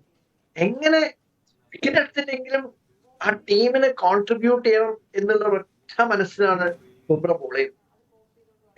ഏത് മത്സരം നമ്മൾ എടുത്താലും നമുക്ക് കാണാം അദ്ദേഹത്തെ നമ്മുടെ രോഹിത് വളരെ നന്നായിട്ട് ഉപയോഗിച്ചിട്ടുണ്ട്. കൃത്യമായിട്ടാണ്. പലപ്പോഴും ഞാൻ ഒരു മത്സരത്തിൽ ഇപ്പോൾ ഓൾറെഡി അദ്ദേഹത്തെ ഓപ്പണിംഗ് കൊടുത്തില്ല. അദ്ദേഹം സിറാജും ആർഷ്ദീപുമാണ് ആദ്യത്തെ മത്സരങ്ങൾ ഓപ്പൺ ചെയ്തത്. ന്യൂ ബോൾ കൊടുത്തില്ല. പക്ഷെ അതിന്റെ ഗുണവും നമ്മൾ മനസ്സിലാക്കി. ക്രൂഷ്യൽ മൊമെന്റില് അദ്ദേഹത്തിന് ഓവേഴ്സ് ബാക്കി വെക്കുക, കളി കയ്യിൽ നിന്ന് വിട്ടുപോകുന്നു എന്ന ലെവലില് ബുംറയെ കൊണ്ടുവന്ന് ബുംറ ഒരു വിക്കറ്റ് എടുക്കുക. ഇതൊക്കെ നമ്മൾ ഈ ഫുൾ ടൂർണമെന്റിൽ കണ്ട ഒരു കാര്യമാണ്. ഇത് ശരിക്കും ബുംറയുടെ ടൂർണമെന്റ് ആയിരുന്നു. വിക്കറ്റ് ആർഷ്ദീപിന് ഇദ്ദേഹത്തെക്കാൾ കൂടുതൽ ഉണ്ടായിരുന്നെങ്കിലും ഇതൊരു ബുംറയുടെ ടൂർണമെന്റ് ആയിരുന്നു. Bumrah as A batter bowler തീർച്ചയായിട്ടും ഒരു ഇന്റർനാഷണലി എല്ലാവർക്കും ഇദ്ദേഹത്തിന്റെ ആ ഒരു ക്ലാസ് മനസ്സിലാക്കാൻ പറ്റും. എല്ലാ മാച്ചിലും അതാണ്. ഒരൊറ്റ മാച്ച് പോലും അദ്ദേഹം ഫെയിൽ ചെയ്തില്ല എന്നുള്ള ഒരു പ്രധാനപ്പെട്ട ഒരു കാര്യം കൂടിയാണ്. ഒറ്റ മാച്ചിൽ ഇത്രയും കൺസിസ്റ്റന്റ് ആയിട്ട് ഇപ്പോഴാണ് വിചാരിക്കുന്നത്. പലപ്പോഴും കഴിഞ്ഞ T20 ലോകകപ്പിന് കളിച്ചില്ല അദ്ദേഹം. അതിന്റെ ആബ്സൻസ് നമുക്ക് ശരിക്ക് ഇന്നിപ്പോ ഫീൽ ചെയ്യുന്നുണ്ട്. അദ്ദേഹത്തിന്റെ ആ പ്രസൻസ് കാണുമ്പോൾ തീർച്ചയായിട്ടും അദ്ദേഹം ഫുള്ളി ഡിസേർവ്ഡ് ആണ്. മാത്രമല്ല പ്രധാനമന്ത്രിയുടെ വേർഡ്സ് കേൾക്കുമ്പോൾ എനിക്ക് വളരെ ഒരു അദ്ദേഹം ODI വേൾഡ് കപ്പ് ഫൈനൽസ് കാണാമെന്ന് അത് സങ്കടപ്പെട്ട് അവരുടെ ഡ്രസ്സിംഗ് റൂമിൽ പോയി എല്ലാവരും ആശ്വസിപ്പിക്കുന്ന ഒരു അത് മാത്രം അദ്ദേഹം പറയുന്നു. ഫ്യൂച്ചറിൽ നമുക്ക് ജയിക്കാം എന്നുള്ള ഒരു വാക്കും അദ്ദേഹം പറഞ്ഞു. അതുകൊണ്ടാണ് അദ്ദേഹത്തിന് എത്രയും സന്തോഷത്തോടെ അദ്ദേഹം ഇന്ന് സംസാരിക്കുന്നത് കേൾക്കുമ്പോൾ തന്നെ എനിക്ക് ഓർമ്മ വന്നത് നമ്മുടെ November 20 കഴിഞ്ഞ ലോകകപ്പ് ഫൈനൽസിന്റെ കഴിഞ്ഞിട്ട് പ്രധാനമന്ത്രി ഈ ഡ്രസ്സിംഗ് റൂമിലേക്ക് പോയി അവരോട് പ്ലേയേഴ്സിനെ ആശ്വസിപ്പിക്കുന്ന ആ ഒരു നല്ലൊരു സീൻ നമ്മൾ എല്ലാവരും കണ്ടതാണ്. അപ്പൊ അതിന്റെ ഒരു തുടർച്ചയായിട്ട് അദ്ദേഹത്തിന്റെ ആ ഇത് വാക്കുകൾ കേൾക്കുമ്പോൾ വളരെ സന്തോഷം വന്നു. മാത്രമല്ല ക്രിക്കറ്റ് നന്നായിട്ട് അറിയുന്ന ഒരു പ്രധാനമന്ത്രിയാണ് കേട്ടോ. ഗുജറാത്ത് ക്രിക്കറ്റ് അസോസിയേഷന്റെ റെപ്രസെന്റേറ്റീവ് ആയിട്ട് BCCI പ്രവർത്തിച്ച ഒരു വ്യക്തിയാണ് നമ്മുടെ ആദരണീയ പ്രധാനമന്ത്രി. അതും കൂടി പലർക്കും അറിഞ്ഞുകൂടാന്ന് എനിക്ക് തോന്നുന്നുണ്ട്. ക്രിക്കറ്റിന് നന്നായിട്ട് അറിയാവുന്ന ഒരാൾ, അല്ലാണ്ട് അറിയാത്ത ഒരാളല്ല എന്നുള്ളൊരു കാര്യം കൂടി ഈ അവസരത്തിൽ എനിക്ക് പറഞ്ഞാൽ കൊള്ളാം. തീർച്ചയായിട്ടും എന്താണെങ്കിലും വളരെ പ്രധാനപ്പെട്ട കാര്യമാണ്. എന്താണെങ്കിലും ഇന്ത്യ അങ്ങനെ ലോകകപ്പിൽ കിരീടം സ്വന്തമാക്കി ലോകത്തിന്റെ നെറുകയിൽ എത്തി നിൽക്കുന്ന മനോഹരമായിട്ടുള്ള ദിവസമാണ്. ഒരുപക്ഷെ ഇന്നലെ രാജ്യം ഉറങ്ങിയിട്ടുണ്ടാവില്ല, അത്രമാത്രം സന്തോഷത്തിലായിരിക്കും ഇന്ത്യൻ ക്രിക്കറ്റ് ആരാധകർ എന്നുള്ള കാര്യത്തിൽ യാതൊരു സംശയമില്ല. ഡോക്ടർ അജിത് കുമാർ, ഈ ഈ ടൂർണമെന്റിൽ ഇന്ത്യയുടെ ഒരു പ്രകടനം നോക്കിക്കഴിഞ്ഞാൽ അത് നമ്മൾ ഇന്നലെയും സംസാരിച്ചപ്പോൾ പറഞ്ഞതാണ്, ഇത്തവണ മാത്രമാണ് ഒരു വ്യക്തിഗത മികവിനെ നമ്മൾ ആശ്രയിച്ചിട്ടില്ല. അതായത് ഇന്ത്യൻ ടീമിന്റെ ഒരു സൂപ്പർമാൻ എന്നുള്ള തരത്തിൽ വിരാട് കോഹ്ലിയോ അല്ലെങ്കിൽ രോഹിത് ശർമ്മയോ അല്ലെങ്കിൽ ജസ്പ്രീത് ബുംറയോ അങ്ങനെ ഒരു വ്യക്തിയെ ആശ്രയിച്ചിട്ടില്ല എന്നുള്ളതാണ്. ടീം കോമ്പിനേഷൻ ഒരു പതിവ് രീതികളിൽ നിന്നും വ്യത്യസ്തമായി ഇന്ത്യ ഒരു ഫുൾ ഓൺ മോഡലായിരുന്നു. അതായത് ഓൾറൗണ്ട് മികവായിരുന്നു ഇന്ത്യയുടെ എന്നത് എടുത്തു പറയണം. അപ്പോൾ എല്ലാ കാലവും നമ്മൾ ഒരു ഉൾക്കൊള്ളേണ്ട പാഠവും കൂടിയല്ലേ അത്. അതായത് ഒരു ബാറ്ററെയോ അല്ലെങ്കിൽ ഒരു ബോളറെയോ ആശ്രയിച്ചുള്ള മുന്നേറ്റമല്ല വിശ്വവിജയത്തിന് ആധാരമെന്ന്. തീർച്ചയായിട്ടും അത് നല്ലൊരു പാഠമാണ്. ഇന്ത്യൻ ക്രിക്കറ്റിന് നല്ലൊരു പാഠമാണ് ഈ മത്സരം. നമ്മള് 12 പേര് മാത്രമേ കളിപ്പിച്ചുള്ളൂ. അതായിരുന്നു ഏറ്റവും വലിയ ക്രിറ്റിസിസം. 3 പേര് ശരിക്കും പറഞ്ഞാൽ അവര് പാസഞ്ചേഴ്സ് ആയിട്ട് മാറി. പക്ഷെ എന്നാലും ആ ഒരു എനിക്ക് ഇപ്പോഴും ദ്രാവിഡ് കുറച്ച് ട്രഡീഷണൽ ആണ്. ദ്രാവിഡിന്റെ ആ ഒരു എനിക്കറിയാം, ദ്രാവിഡാണ് തീരുമാനിക്കുന്നതല്ല. പക്ഷെ അദ്ദേഹത്തിന്റെ ആ ഫൈനൽ ആ വിന്നിങ് കോമ്പിനേഷനുള്ള വിശ്വാസം അതായിരിക്കും ടീമിനെ ഇനിയും കൂടുതലും ഒരു ഒന്നിപ്പിച്ചതെന്ന് തോന്നുന്നു. വിന്നിങ് കോമ്പിനേഷന് ഡിസ്റ്റർബ് ചെയ്യാൻ പാടില്ല എന്നുള്ള ഒരു കോൺസെപ്റ്റ് പണ്ട് ഈ ട്രഡീഷണലിസ്റ്റിനെ ഉള്ളത്. എനിക്ക് തോന്നുന്നില്ല ഇപ്പൊ അടുത്ത ഗൗതം ഗംഭീർ അത് അങ്ങനത്തെ ഒരു സ്റ്റൈൽ എടുക്കുമെന്ന് എനിക്ക് അറിഞ്ഞൂടാ. മാത്രമല്ല ഇന്നലെ ഇൻഡയറക്ട്ലി ഗംഭീർ പറഞ്ഞില്ലെങ്കിലും അദ്ദേഹത്തിന്റെ വാക്കുകളിൽ നിന്ന് മനസ്സിലാവുന്നുണ്ട് അദ്ദേഹത്തിന് ഈ ടീമിനിൽ യാതൊരു ചേഞ്ച് വരാത്തത് ശരി സന്തോഷമായില്ല എന്നുള്ളത് ഏതോ ഒരു ഇതില് അദ്ദേഹം പറഞ്ഞ പോലെ ഞാൻ പറഞ്ഞിരുന്നത് ഞാൻ കണ്ടു. അപ്പം ഗംഭീർ അത് കണ്ടിന്യൂ നമുക്ക് അറിഞ്ഞൂടാ. പക്ഷെ ഒരു കാര്യം വ്യക്തമാണ്, ഇത്തവണ ദ്രാവിഡ് ക്ലിയർ ആയിട്ടുള്ള പോളിസി ഫോളോ ചെയ്തു. ഈ 11 they are doing really well. ഏറ്റവും പ്രധാനപ്പെട്ട എന്താണെന്ന് പറഞ്ഞാൽ ഡിഫിക്കൽട്ട് മാച്ചസ് നമ്മൾ വിജയിച്ചു. നമുക്ക് ഈ മത്സരങ്ങളെല്ലാം ഈസി ആയിരുന്നില്ല. പല മാച്ചസും ഈവൻ USA ആയിട്ട് ആദ്യത്തെ 3 വിക്കറ്റ് വേഗം പോയി. വിരാട് കോഹ്ലിയും രോഹിത് ശർമ്മയും ഔട്ടായി. അവസാനം സൂര്യകുമാറും ദുബൈയും കൂടിയിട്ടാണ് നമ്മൾ വിജയിപ്പിച്ചത്. അപ്പൊ പല മത്സരങ്ങളും നമ്മൾ കണ്ടിട്ടുണ്ട്. കൃത്യതയോടെ നമ്മുടെ ഒരാൾ ഫെയിൽ ചെയ്യുമ്പോൾ മറ്റേ ആൾ നന്നായിട്ട് ബാറ്റ് ചെയ്യുക. അതിന്റെ ഒരു നല്ല ഉദാഹരണമാണ് അക്ഷർ പട്ടേലിന് അദ്ദേഹം നമ്പർ 5 വഹിച്ചത്. അതാണ് ഒരു ടീം മാനേജ്മെന്റിന്റെ ഒരു മിടുക്ക്. പാകിസ്ഥാനുമായിട്ടും അദ്ദേഹത്തിന് അക്ഷർ പട്ടേൽ നേരത്തെ അയച്ചു ആദ്യത്തെ വിക്കറ്റ്സ് വീണപ്പം. അതുപോലെ തന്നെ ഈ മത്സരത്തിനും അക്ഷർ പട്ടേലിന് അതൊരു മാസ്റ്റർ സ്ട്രോക്ക് ആയിരുന്നു. ആ അൺഫോർച്ചുനേറ്റ് റൺഔട്ട് നടന്നില്ലെങ്കിൽ എനിക്കൊന്നുകൂടെ Axar Patel might have scored more. നമ്മൾ ആ പാർട്ട്ണർഷിപ്പ് നന്നായിരുന്നു. 176 നമ്മൾ 200 പോലെ എത്തിയത്. ഇതാണ് അവിടെയാണ് ഈ ഒരു ജീനിയസിന്റെ ഒരു സൈൻ കാണിക്കുന്നത്. ടീം മാനേജ്മെന്റിന്റെ ആ ഒരു ജീനിയസ് ആയിരുന്നു. അത് പലയിടത്തും പല വേളകളിലും നമ്മൾ കണ്ടിട്ടുണ്ട്. അതാണ് നമ്മുടെ വിജയത്തിന് ഒരു പ്രധാനപ്പെട്ട കാരണമായിട്ട് ഞാൻ കാണുന്നത്. തീർച്ചയായിട്ടും ഡോക്ടർ അജിത് കുമാർ, ഞാൻ ഇപ്പോൾ താങ്കൾ ഈ ദ്രാവിഡിന്റെ കാര്യം പറഞ്ഞുകൊണ്ടാണ് നമ്മൾ ദ്രാവിഡിന്റെ പ്രതികരണത്തിലേക്ക് പോയില്ലായിരുന്നു. ദ്രാവിഡിന്റെ പ്രതികരണം അത് നമുക്ക് ഒഴിവാക്കാനും കഴിയില്ല. കാരണം ഇന്ത്യൻ ടീമിന്റെ പരിശീലകൻ അങ്ങനെ ലോക കിരീടം നേടി തന്നെ ആ ദൗത്യം അവസാനിപ്പിക്കുകയാണ് എന്നുള്ളതാണ്. രാഹുൽ ദ്രാവിഡ് സന്തോഷം പങ്കുവെച്ചു മത്സരശേഷം. You know, as a player, I was not lucky enough to win a trophy, but I tried my best. You know, I gave my best whenever I played, and it wasn't to be. That happens. It's part of sport. There are a lot of other players I know who have not been able to win a trophy. I was lucky to be given the opportunity to coach a team, and I was lucky that this bunch of boys made it possible for me to be able to win this trophy, and it's a great, nice feeling. But it's not like I'm aiming for some redemption. It's just a job that I was. Rahul Dravid Indian പരിശീലകന്റെ വാക്കുകളാണ്. ഞാൻ അതിനു മുമ്പ് 2 പ്രേക്ഷകർ കൂടി നമ്മളൊപ്പം ഈ സന്തോഷം പങ്കുവെക്കാൻ ചേരുന്നുണ്ട്. ആദ്യം തൊടുപുഴയിൽ നിന്ന് അനൂപാണ് വിളിക്കുന്നത്. അനൂപ്, മത്സരം പൂർണ്ണമായിരുന്നു കണ്ടോ? ഇന്നലെ ഉറങ്ങിയോ? ആഘോഷമൊക്കെ കഴിഞ്ഞ്? എൽദോ ചേട്ടാ, മത്സരം ഫുള്ള് കണ്ടായിരുന്നു. 2007 ലോകകപ്പ് 2020 ലോകകപ്പ് ഫൈനലിൽ അടിച്ച അതേ ടെൻഷൻ അത് തന്നെയായിരുന്നു ഇന്നലെയും. നമ്മൾ ഇന്നലെ ഒരു 30 പന്തിൽ 30 റൺസ് മതി ദക്ഷിണാഫ്രിക്കയ്ക്ക് എന്നുള്ള ഘട്ടത്തിൽ അവരുടെ സ്റ്റാർ ബാറ്റ്സ്മാൻമാരെല്ലാം നിൽക്കുന്നു. ഇന്ത്യ തോറ്റു എന്ന് നമ്മളൊക്കെ പേടിച്ച സമയം. പക്ഷെ നമുക്ക് ബുംറ ഉണ്ടായിരുന്നു. പിന്നീട് എല്ലാവരും ഒരു ഘട്ടത്തിൽ വെറുത്ത്, പ്രത്യേകിച്ച് കഴിഞ്ഞ IPL നമ്മൾ വെറുത്ത ഹാർദിക് പാണ്ഡ്യ ഒടുവിൽ സ്നേഹിച്ചു പോയി എന്ന് തന്നെ പറയണം. കാരണം പാണ്ഡ്യയുടെയൊക്കെ ലാസ്റ്റ് ഓവർ അത്രത്തോളം ക്രൂഷ്യലായിരുന്നു. ഏറ്റവും എടുത്തു പറയേണ്ടത് സൂര്യകുമാർ എടുത്ത ആ ക്യാച്ചാണ്. ഒരുപക്ഷെ ആ ക്യാച്ച് ഇല്ലായിരുന്നെങ്കിൽ ഇന്ത്യ തോറ്റേനെ. എന്തായാലും ഓവറോൾ ഈ 2020 ലോകകപ്പിലേക്ക് വന്നാൽ ആദ്യഘട്ടത്തിൽ മുതൽ അപരാജിത കുതിപ്പ് തുടരുന്ന ടീം ഇന്ത്യ നമുക്ക് അർഹതപ്പെട്ട കിരീടം നേടി. എല്ലാറ്റിനും അപ്പുറം രോഹിത് ശർമ്മ എന്ന നായകൻ, ഹേറ്റേഴ്സ് ഇല്ലാത്ത രോഹിത് ശർമ്മയ്ക്ക് ഈ കപ്പോടുകൂടി മടങ്ങേണ്ടത് ഒരു കാലത്തിന്റെ കാവ്യനീതിയായിരുന്നു. അതുപോലെ തന്നെ സംഭവിച്ചു. വളരെ കൃത്യമാണ് അനൂപ്. എന്താണെങ്കിലും ഒരുപാട് സന്തോഷം രാവിലെ പ്രതികരിച്ചതിന്. മറ്റൊരു പ്രേക്ഷകൻ കൂടി നമ്മോടൊപ്പം ചേരുന്നുണ്ട്. അത് ഹലോ, ആരാണ്, എവിടെന്നാണ്? ഞാൻ നിലമേൽ, കൊല്ലം ജില്ല. ആണോ? ഓക്കെ. എങ്ങനെയുണ്ടായിരുന്നു ഇന്നലത്തെ മത്സരമൊക്കെ? തകർത്തോ? സാർ അത്ഭുതപ്പെട്ട കളി സാർ, പേടിച്ചു പോയി സാർ. 69-169 ആയപ്പം എനിക്ക് പേടിയായിപ്പോയി സാർ, മരിച്ചു പോകുന്നു അത്രയ്ക്കുണ്ടായിരുന്നു സാർ. അയ്യോ, അത്രയും ടെൻഷൻ അടിച്ചല്ലേ? ഭയങ്കര കളിയാണ്, ഭയങ്കര കളി സാർ. ബുംറ ഒന്ന് കെട്ടിപ്പിടിക്കണമെന്ന് ആഗ്രഹം എന്റെ ജീവിതത്തിൽ ബാക്കി വന്നു. ആഹാ, ഓക്കെ. അപ്പൊ ബുംറയാണോ മത്സരം തിരികെ കൊണ്ടുവന്നത്? നല്ല കളി സാർ, എല്ലാ കളിയും ഞാൻ കണ്ടതാണ്. ആ, ഏറ്റവും ഗംഭീരമായി കളിച്ചതാരാണ്? ഏത് പ്ലെയറാണ് ഏറ്റവും ഗംഭീരമായി ടൂർണമെന്റിൽ കളിച്ചത്? ഏത് ഇന്ത്യൻ താരാണ് ഏറ്റവും നല്ലത് കളിച്ചത്? ബുംറ തന്നെയാണ് സാർ. ബുംറ ഫാനാണല്ലേ? കാരണം റണ്ണല്ല സാർ, വിക്കറ്റ് വീണില്ലെങ്കിൽ നമ്മുടെ കാര്യം കഷ്ടമാണ് സാർ. ഓക്കെ, കൊള്ളാം കൊള്ളാം. എനിക്ക് ഒരു പരാതികളാണ് സാർ. എന്ത് പറ്റി പറഞ്ഞു? ഈ നമ്മുടെ സഞ്ജു സാംസൺ ഒരു കളിയിൽ ഇട്ടിട്ട് കളഞ്ഞത് കഷ്ടമായി പോയി സാർ. അപ്പൊ കളിക്കും സാർ, കളിക്കുന്നറിയുന്നതാണ്. ആദ്യമായിട്ട് ഇറങ്ങിയപ്പോ പറ്റിപ്പോയതാണ്. അതൊക്കെ ടീം മാനേജ്മെന്റിന്റെ കാര്യങ്ങളല്ലേ? ടീമല്ലേ തീരുമാനിക്കാം, മാനേജ്മെന്റല്ലേ തീരുമാനിക്കാം. നമുക്കിപ്പോ എന്നാലും നമുക്കൊന്നും പറയാൻ ഒരു മാധ്യമവും ഇല്ലല്ലോ സാർ. കിട്ടിയ സന്ദർഭത്തിൽ പറയുകയാണ്. ഇത് ഭയങ്കരമായ സന്തോഷമാണ് സാർ. മാത്രമല്ല നമ്മുടെ ഫോണൊക്കെ അവിടെ എടുത്ത് നമ്മളോട് പ്രതികരിക്കാനാണ് ഏറ്റവും വലിയ നന്ദി. Thank you so much. എന്തായാലും വിളിക്കാം കേട്ടോ, പ്രേക്ഷകർക്ക് പ്രതികരിക്കാം. വിനായകൻ കൂടി ചേരുന്നുണ്ട്, ഗുരുവായൂർന്ന്. വിനായകൻ, എങ്ങനെയുണ്ട് മത്സരം കഴിഞ്ഞപ്പോൾ? എങ്ങനെയാ ഈ ഇരിപ്പിടത്തിലൊക്കെ ഇരുന്ന് തന്നെയാണോ കളി കണ്ടത്? അല്ല, ഒരിക്കലും അല്ല. എന്റെ ഫോണൊക്കെ ഞാൻ വലിച്ചെറിഞ്ഞു.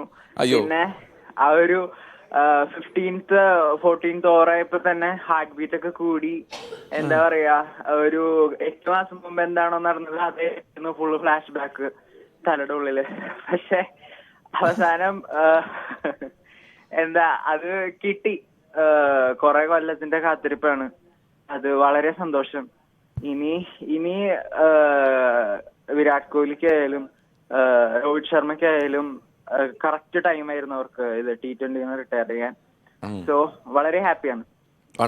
Thank you Vinayakan.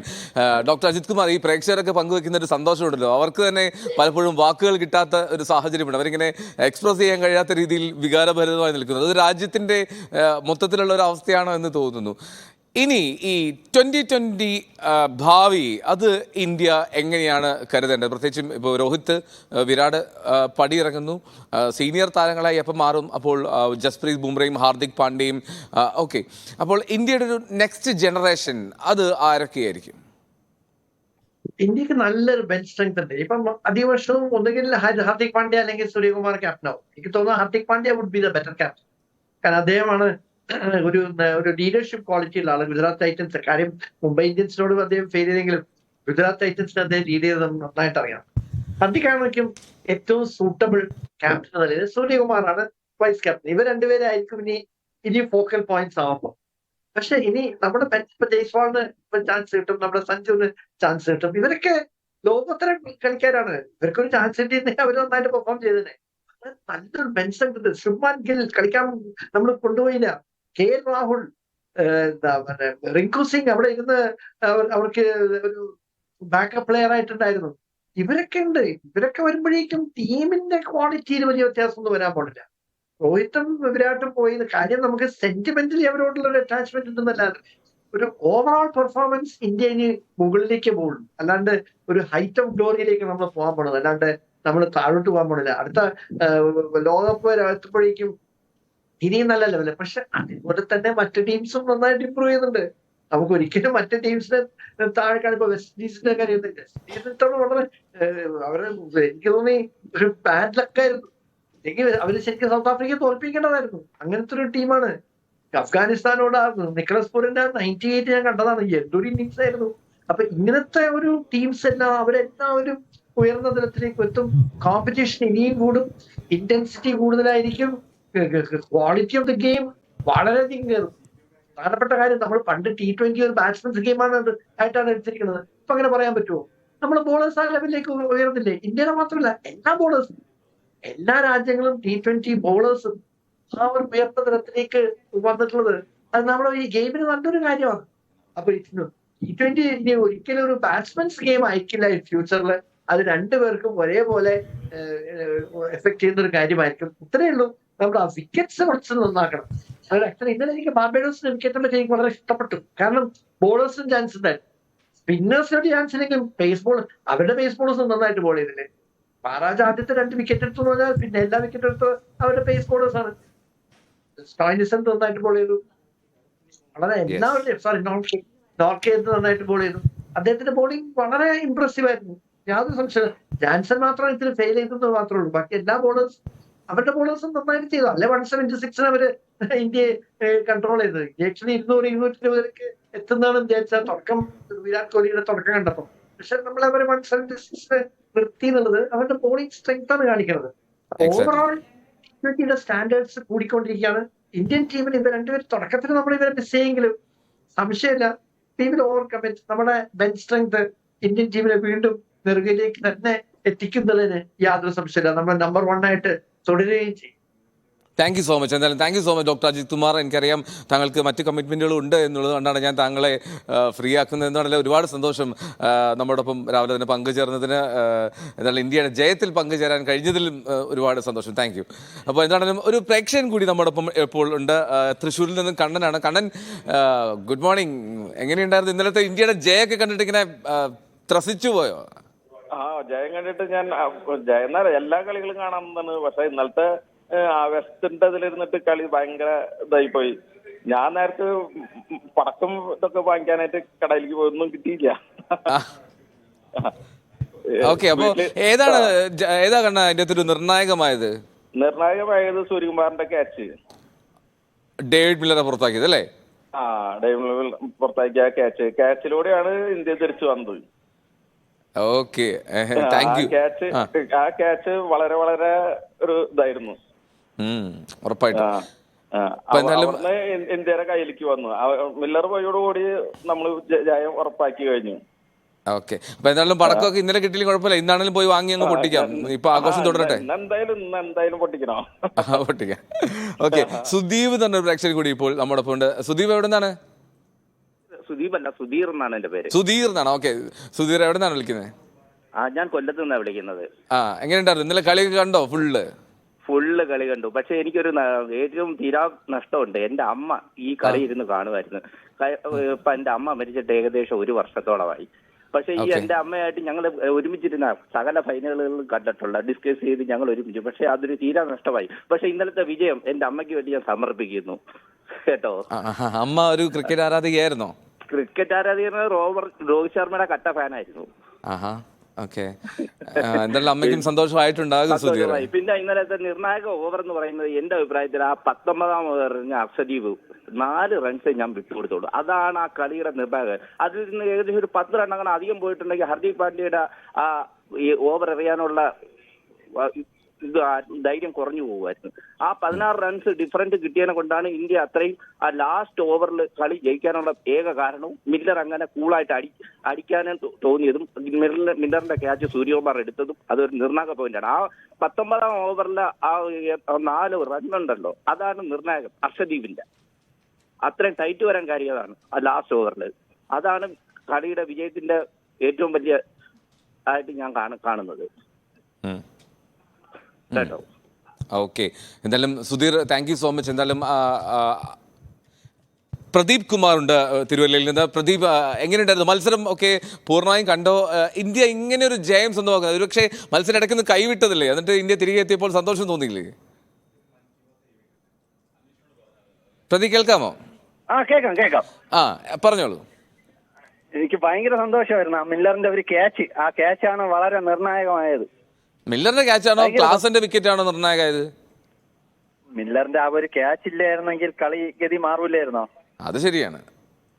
ആ ഒരു ക്യാച്ച് നമ്മൾ പ്രതീക്ഷിച്ചിരുന്നതാണ്. ആ ഒരു വിക്കറ്റ് കിട്ടിയത് തന്നെയാണ് വിജയം എന്ന് ഞാൻ വിചാരിക്കുന്നത്. കളി കണ്ട് പൂർണ്ണമായിട്ടും കണ്ടായിരുന്നു. ആ ഒരു ക്യാച്ചാണ് നിർണായകമായെന്നാണ് തോന്നുന്നത്. ക്യാച്ച് എടുത്ത രീതിയും അത് തന്നെയാണ്. ഓക്കെ, അപ്പൊ എങ്ങനെയാ ഈ ടൂർണമെന്റിൽ എല്ലാ മത്സരവും കണ്ടിരുന്നോ? എല്ലാ മത്സരവും കണ്ടായിരുന്നു. ഇന്ത്യ ഒരു കളി പോലും തോക്കാതെ വളരെ സന്തോഷം തോന്നി. Okay right, thank you Pradeep. Unnikrishnan എറണാകുളത്ത് നിന്ന്. ശ്രീ ഉണ്ണികൃഷ്ണൻ, ഇന്നലെ ഈ കളി കഴിഞ്ഞ് ആഘോഷം അത് എറണാകുളത്തൊക്കെ രാത്രിയൊക്കെ ഒരുപാട് നീണ്ടു എന്നുള്ള വിവരങ്ങളൊക്കെ ഉണ്ട്. അതായത് പൂർണ്ണമായിട്ടും നിരത്തിലേക്കൊക്കെ ഇറങ്ങി വൻ ആഘോഷങ്ങളുണ്ടായിരുന്നു. ഈ ആഘോഷങ്ങൾക്ക് പങ്കു ചേർന്നായിരുന്നോ? ഞാൻ ഫുള്ളായിട്ട് കളി കണ്ടു. എന്തോ ഫുള്ളായിട്ട് കളി കണ്ടു. ഓക്കെ, എന്നിട്ട് മോനൊക്കെ ആഹ്ലാദിക്കായിരുന്നു ഇവിടെ. അല്ല ലാസ്റ്റത്തെ ഈ കളി ഞാൻ പറയുകയും ചെയ്തു, 5-6 റൺസിനെങ്കിലും ജയിച്ചു. ഹലോ, ഓക്കെ, ശരി ഉണ്ണികൃഷ്ണൻ, താങ്ക് യു. എന്നാലും ഇടുക്കിയിൽ നിന്ന് രാജു എന്നൊരു ക്രിക്കറ്റ് ആരാധകനായിരിക്കും സ്വാഭാവികമായിട്ടും. രാജു എങ്ങനെയാണ്, വലിയ ക്രിക്കറ്റ് ഫാനാണോ? ഹലോ, അല്ല ഇന്നത്തെ കളി കണ്ടിട്ട് സങ്കടം കൊണ്ട് സന്തോഷം കൊണ്ടൊന്നും കാണാൻ പറ്റിയില്ല. അയ്യോ, കണ്ടില്ലേ ഇപ്പോ? കണ്ടു കണ്ടെങ്കിൽ നല്ല ചന്തം ഇരിക്കുമായിരുന്നു. ഭയങ്കര ഒരു പ്രയാസം, തോക്കുക എന്നുള്ളത് ഒരു സന്തോഷം, ഒരു സങ്കടം. എന്തായാലും ജയിച്ചിട്ട് വളരെ സന്തോഷം. രാജു, എന്നിട്ട് എങ്ങനെയാ ഈ ജയം കഴിഞ്ഞിട്ട് ഇപ്പോഴും ആ ഒരു സന്തോഷം അങ്ങ് സന്തോഷം കൊണ്ട് ടി വി കണ്ടോണ്ടിരിക്കും ആണല്ലേ? ആഹാ, ക്രിക്കറ്റ് ഒക്കെ ആസ്വദിക്കാറുണ്ടോ? ക്രിക്കറ്റ് ഒക്കെ ഇഷ്ടമാണോ? ഇഷ്ടമാണ്. ഏറ്റവും ഇഷ്ടപ്പെട്ടത് ആരാണ്? അങ്ങനെ താരത്തിലൊന്നും എനിക്കറിയില്ല, എന്നാലും അവരെല്ലാരും ഇഷ്ടമാണ്. ഇന്ത്യ ജയിച്ചു, അതിന്റെ സന്തോഷം അല്ലേ? ഇന്ത്യ ജയിച്ചു, അവരെല്ലാരും ലാസ്റ്റ് 4 പന്താലൊക്കെ നിൽക്കുമ്പോ പേടിച്ച് എന്റെ ചങ്ങന്ന് അടിക്കുമായിരുന്നു.